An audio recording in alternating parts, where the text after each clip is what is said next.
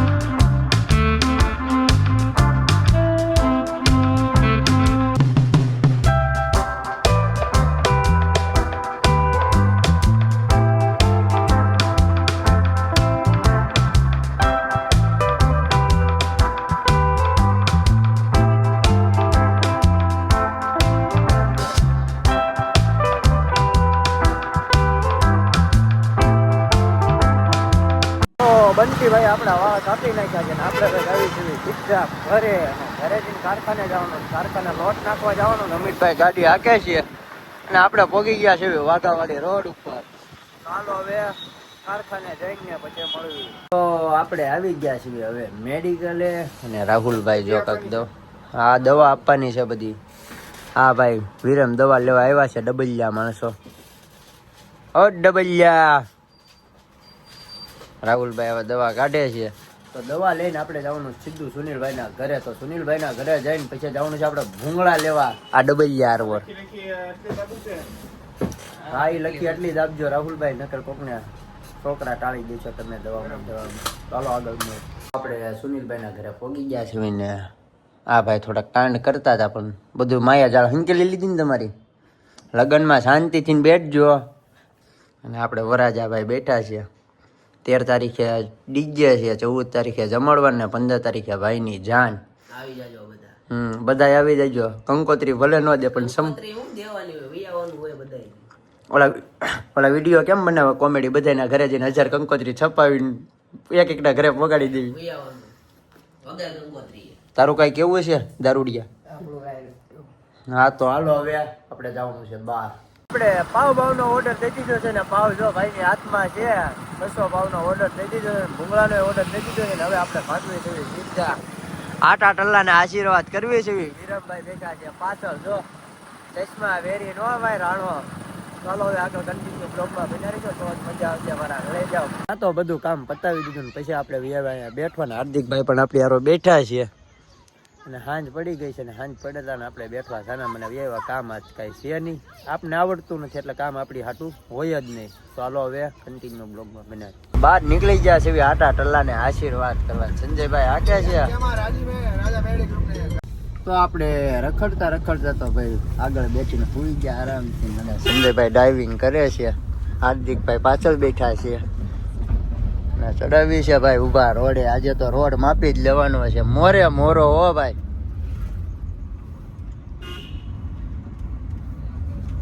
તો કન્ટિન્યુ બ્લોગમાં બન્યા રહીજો. હવે આપણે જવાનું છે બગદાણા ભગુડા. પહોંચી ગયા છે અહીંયા હોટલે. હોલ લઈ લીધો છે ઘડીક વાર અને આ કેકે ભાઈ પબજી રમે છે. ચાલો હવે ચા બા પી લેવી.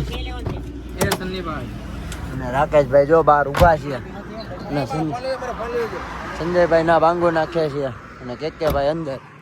ચાલો હવે ચા બા પી લઈએ. તો આપણે બગદાણા પહોંચી ગયા છે ને ગાડી કરે છે અહીંયા પાર્કિંગ. અને કે ભાઈ સામે ઉભા, તુષારભાઈ સામે ને રાકેશભાઈ આગળ બેઠા છે ને સંજયભાઈ અંદર પાર્કિંગ કરે છે. તો પાર્કિંગ કરી દીધું છે અને હવે હાલો હવે આપણે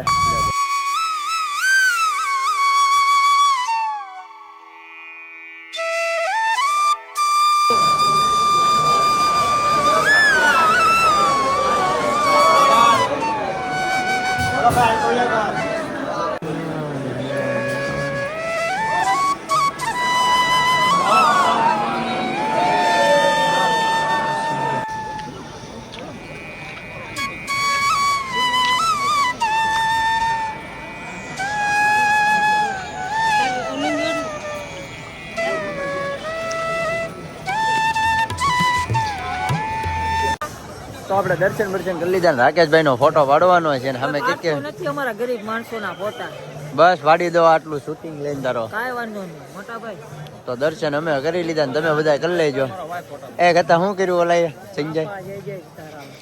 ક્યાં ભાઈ ક્યાં?